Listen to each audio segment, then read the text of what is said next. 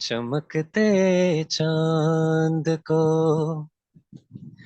चमकते चांद को टूटा हुआ तारा बना डाला। चमकते चांद को टूटा हुआ तारा बना डाला। मेरी आवारगी ने मुझको आवारा बना डाला। चमकते चांद को टूटा हुआ तारा बना डाला।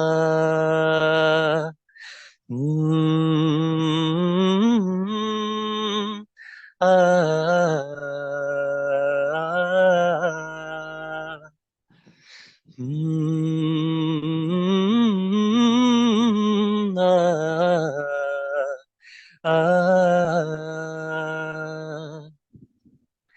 बड़ा दिलकश, बड़ा रंगीन है ये शहर कहते हैं।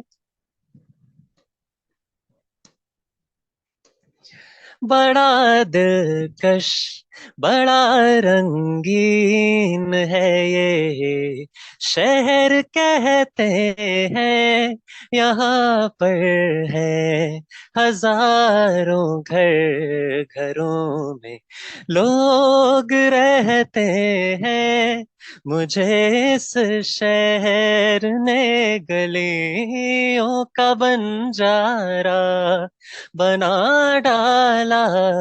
चमकते चांद को टूटा हुआ तारा बना डाला। हम्म, आ,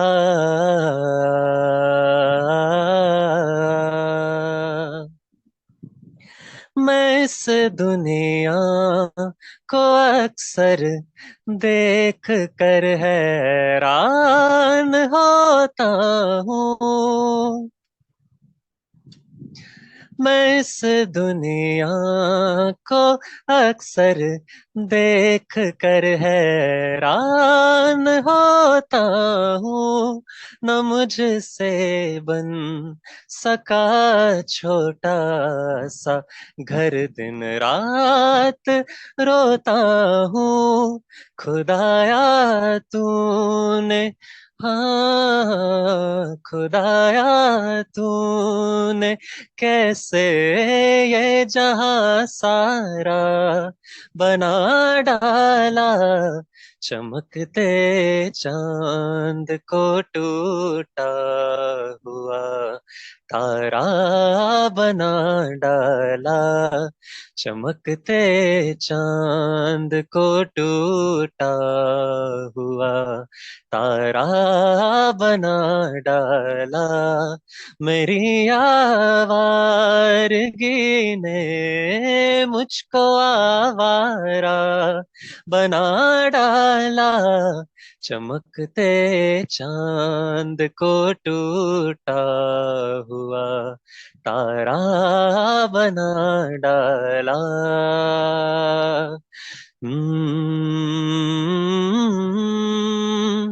आ,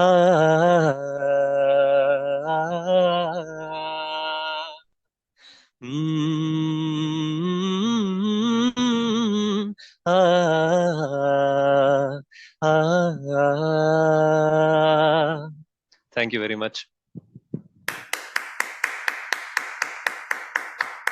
रजत परफेक्ट, एकदम thank you sir. Perfect, 10 out of 10 जिसको बोलते हैं ना।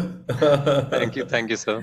मतलब इट वाज, क्या आवाज आपकी आ रही थी, एकदम बिल्कुल टू दी परफेक्शन। मतलब गुलाम अली का गाया हुआ ना ये, जी जी। बिल्कुल गुलाम अली ही लग रहे थे एकदम। आवाज आपकी इतनी नहीं अच्छी सर, है। वो बहुत बड़ी बात है सर। नहीं थैंक नहीं, यू बट वेरी मच। आपने क्या बढ़िया तरीके से गाया। मतलब जो भी सुर है, ताल है, गजब के लग रहे थे। थैंक यू और sir. Again the same thing, गाना जो गजल है, गंभीर गजल है, बट आप हंसते हुए गा रहे थे। सर एक्चुअली कुछ गजल्स के, I would repeat the same thing, कुछ गजल्स के लिरिक्स इतना छू जाते हैं आपके दिल को। जैसे कि इसका एक अंतरा था कि, ये तो मैंने जैसे गाया, एक और अंतरा था जैसे कि, मतलब sorry I am just skip कर रहा हूँ उसको, कि किसी को मतलब मेरे मालिक मेरा दिल क्यों सुलगता है इतना जलता है, मतलब तेरी मर्जी क्या है किसका जोर चलता है। तो मतलब इतने लिरिक्स किसी से कि सर गजल कितना छू जाते हैं आपको कि लिरिक्स जब चलते हैं ना अंदर तो अपने आप मुस्कान सी आ जाती है चेहरे पर। क्या बात है, क्या बात है, बहुत बढ़िया। सो हर्षिता। मुझे लगा मुस्कान का फैक्टर मैं हूँ। हर्षिता है आज तो शायद। नहीं नहीं मैम, हर्षिता आप पहले ही रहेंगी मुस्कान के मतलब उसमें आप नंबर वन हमेशा आप ही रहेंगी, अगर प्रोवाइडेड अगर यही ऑडियंस रहती है तो आई कैन बेट कि आप ही रहेंगी नंबर वन। इनफैक्ट अभी तक मैंने अभी तक एक्सपीरियंस नहीं की ऐसी अच्छी मुस्कुराहट किसी की। तो जैसे सर ने कहा, राकेश जी ने भी कहा था कि आप बड़े हंसमुख हैं, तो उसके लिए आपकी जगह बिल्कुल सेफ है, उसके लिए आप चिंता नहीं बिल्कुल रजत, ना करो। रजत देखो मेरी तारीफ होगी, अभी आपकी बारी है। नहीं नहीं, लाइक मैंने जैसे बोला था कि मैंने पहले ही सुना था, तो आई वाज श्योर कि अब रजत आने वाले हैं और धमाल मचाने वाले हैं। और एग्जैक्टली बिल्कुल वैसा ही हुआ है।